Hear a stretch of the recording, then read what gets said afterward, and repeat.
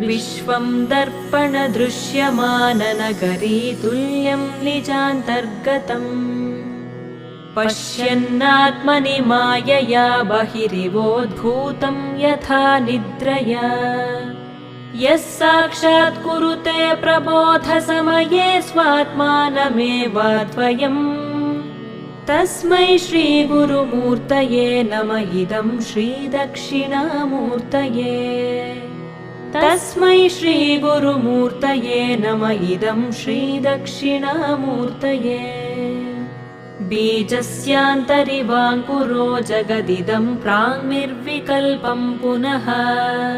मायाकल्पितदेशकालकलना वैचित्र्यचित्रीकृतम्